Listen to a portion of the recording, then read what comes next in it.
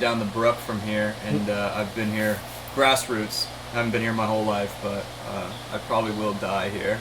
I love Maine. Hey guys, thanks for joining us today. I'm Kawhi.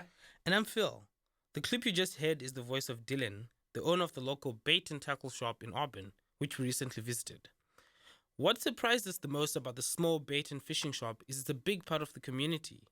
It's the only one of its kind in Lewiston Auburn. Although Lewiston Auburn is one of the largest metropolitan areas in Maine, it still offers many opportunities to get outdoors. As someone who enjoys hiking, Mount Appetite and Thorn Creek Bird Sanctuary are my favorites. The Androscoggin River and Crystal Lake are also great places where people can go fishing and enjoy spending time outside. Some of my friends go there often. Although winters in Maine are especially brutal and it is not uncommon to see many people out on frozen lakes ice fishing, certain outdoor activities like fishing bring communities together.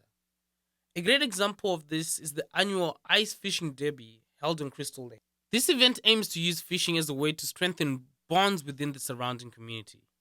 The Crystal Lake Ice Fishing Derby takes place every winter and always attracts a large crowd.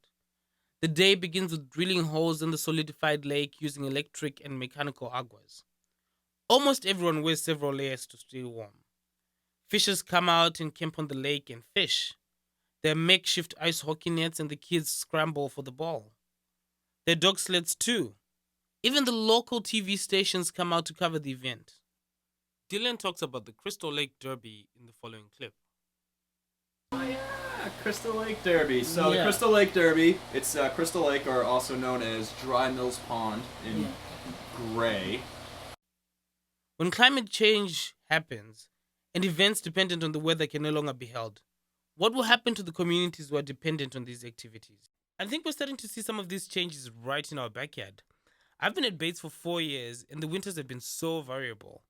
Being from Zimbabwe, the last 3 winters, my first ones, were out of this world. But the last one was pretty disappointing.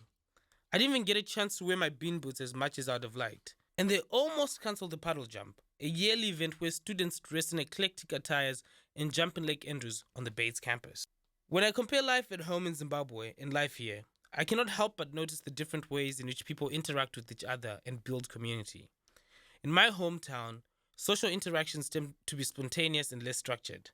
Someone on the way to the store could see a neighbor and stop and chat for them for a good 30 minutes. And the person who knows either one of these people could join in the chatting. There's a lot of laughing and high-fiving during these interactions.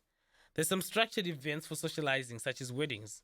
But for the most part, people are open to just stopping and chatting it up. Yeah, same goes for me being from Brazil. I'm from a town called Araçoiaba da Serra, a small rural town with a population of 19,000. It's the kind of place where a surprise visit from a neighbor or relative is never actually a surprise. Speaking to what you said about social interactions, Phil, my town resembles very much so what you said.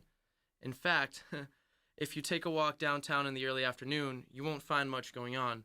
Shops typically close from 1 to 4, and people take afternoon siestas or just little naps. If I could describe the social dynamics of my town, and many others like it in Brazil, I would use the words at ease. My grandmother often spends her Saturday mornings at a local farm store, chit-chatting with the owner.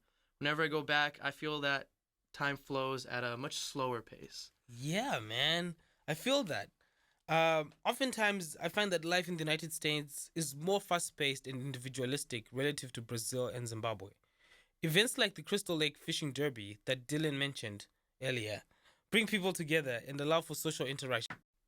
As we continue to see more changes in the climate, things such as low ice levels or unpredictable storms will be more prominent. The communities that will be hit the hardest by this are those that sponsor events that are outdoorsy in nature and therefore reliant on the weather. The future of the Derby, then, seems to be an uncertain one.